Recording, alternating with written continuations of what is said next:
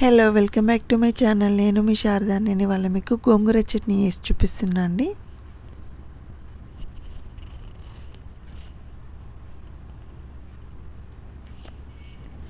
దీనికోసం అయితే పల్లీలైనా తీసుకోవచ్చు, నువ్వులైనా తీసేసుకోవచ్చు.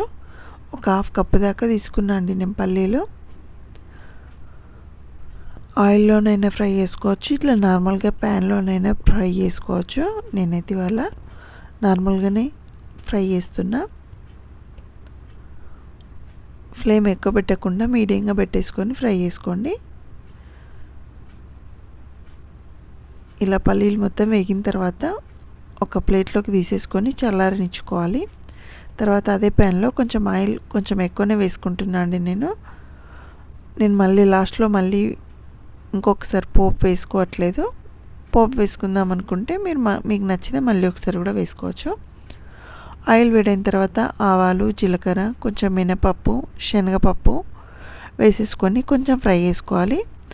ఇందులోనే మన టేస్ట్కి తగ్గట్టు, స్పైసీకి తగ్గట్టు ఎండుమిర్చి వేసేసుకోవాలి. మీకు నచ్చితే 2-3 పచ్చిమిర్చి కూడా వేసుకోవచ్చు. కానీ గోంగూర చట్నీలో ఎక్కువ పచ్చిమిర్చి కన్నా ఎండుమిర్చి బాగుంటుంది. అలాగే కరివేపాకు,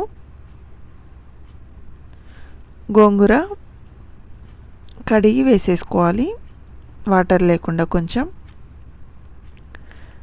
ఇది మనం టిఫిన్స్లోకి వేసుకునే చట్నీ లాగా చేసుకుంటున్నాం కాబట్టి మనం గోంగూర కొంచెం తడిగున్నా ఏం కాదు.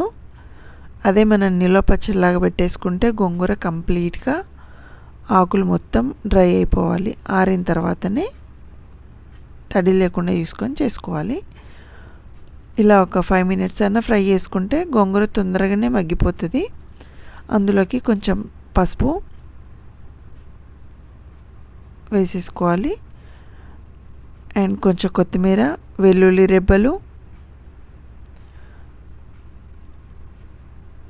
వేసేసుకోవాలి. కొంచెం చింతపండు కూడా వేసేసుకోవాలి, టేస్ట్ బాగుంటుంది. ఇలా కొంచెం గోంగూర సాఫ్ట్ అయిన తర్వాత స్టవ్ ఆఫ్ చేసేసుకొని దాన్ని కూడా చల్లారనివ్వాలి.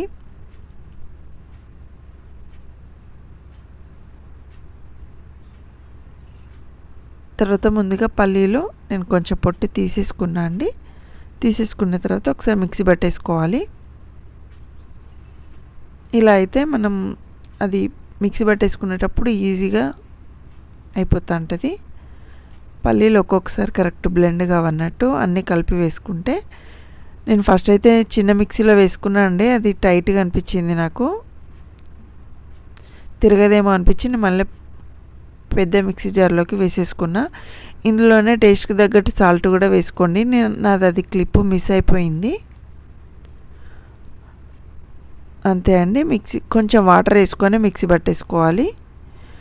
మీరు టిఫిన్స్లోకి కావాలనుకుంటే ఇంకొన్ని వాటర్ యాడ్ చేసుకోవచ్చు. నేను ఇది రైస్లోకి అన్నట్టు చేసేసుకున్నా. అంతే అండి, gongura chutney ready. Thank you for watching.